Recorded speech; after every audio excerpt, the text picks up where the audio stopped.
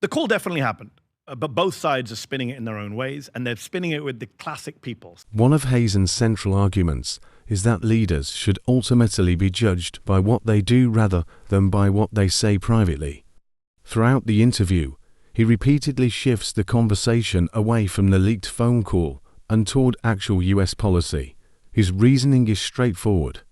Even if reports that Trump angrily confronted Netanyahu are completely accurate, the more important question is whether those remarks led to any meaningful change. But Barak Ravid is famous, or should I say now infamous in media circles, for being the guy who the White House always goes to leak stuff. According to Hassan, governments often leak dramatic stories about tense private conversations because they create the impression that leaders are standing up to allies. But unless those conversations produce different policies, they remain politically interesting rather than politically significant.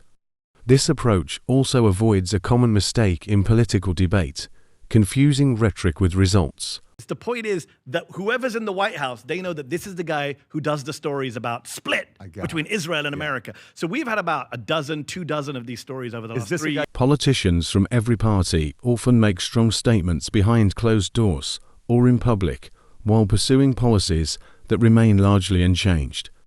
Hassan argues that policy outcomes are a better measure of leadership than dramatic anecdotes. Supporters of Hassan believe this is a principled standard because it applies regardless of who occupies the White House. It's not that I don't trust him. I'm not saying he's making stuff up, but I am saying he's clearly become a useful vessel for information from the White House that they want to get out. During the Biden administration, numerous news reports described heated discussions between President and Netanyahu over Israel's military campaign. Those reports suggested Biden was frustrated with Israeli actions. However, despite those reports, the United States continued providing military aid and diplomatic support. Hassan argues that because the underlying policy remained largely the same, the private disagreements mattered less than the government's actual decisions. That actually the Israeli side is saying, no, Trump never swore at Netanyahu, never mentioned jail or prison, and they disagreed about how to handle Hezbollah. In the interview, Hassan applies the same reasoning to Trump. Even if Trump told Netanyahu he was crazy, Hassan asks what actually changed afterward. Did Israel alter its military operations? Did US military assistance change? Did American diplomatic pressure increase? If the answer is largely no, Hassan argues the leaked conversation has limited practical significance.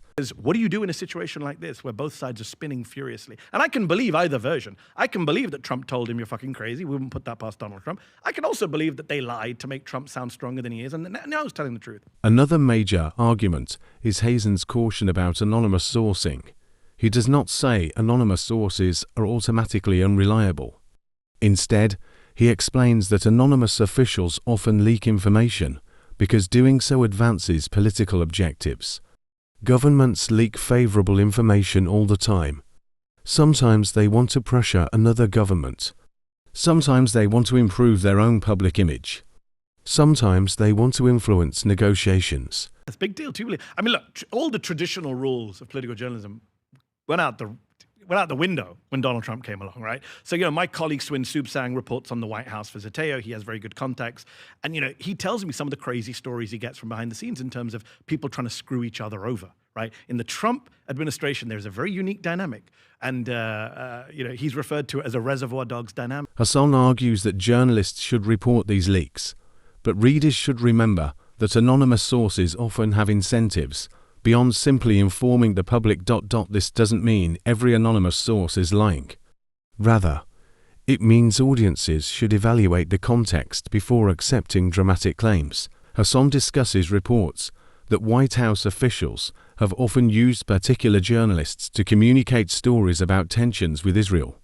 If officials intentionally leak those stories, supporters argue they may be trying to show domestic audiences that the president is being tough without necessarily changing policy. Hassan notes that journalists close to Netanyahu quickly publish denials. Supporters argue this illustrates exactly why skepticism is useful.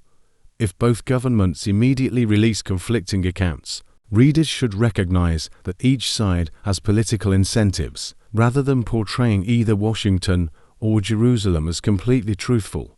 Hassan argues that both governments have reasons to influence public perception. Political leaders rarely communicate only for historical accuracy. Instead, they often communicate strategically. If the White House wants voters to believe Trump controls Netanyahu, leaking an angry phone call helps reinforce that image. If Netanyahu wants Israelis to believe he resists American pressure, denying those reports reinforces his own leadership image. Hassan's point is not that one side is definitely lying. His point is that both sides have reasons to emphasize versions of events that serve their interests. Trump's political coalition includes supporters who want a more restrained foreign policy.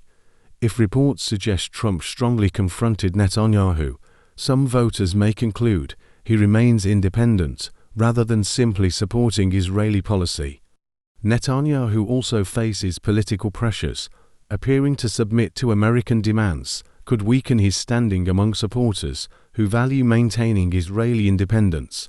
Supporters therefore see incentives on both sides to shape media narratives. Hassan repeatedly emphasizes that he criticized Biden using exactly the same standard he now applies to Trump.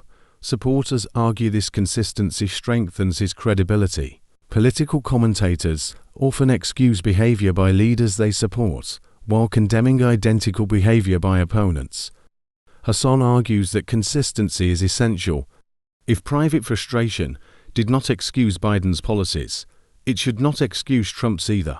Hassan says people frequently leak stories describing Biden's frustration with Netanyahu. His response was, "What are you actually doing?" He wanted concrete policy changes rather than expressions of frustration. Now Hassan asks the identical question. If Trump really confronted Netanyahu, supporters argue the relevant issue remains whether policy actually changed. The standard stays the same.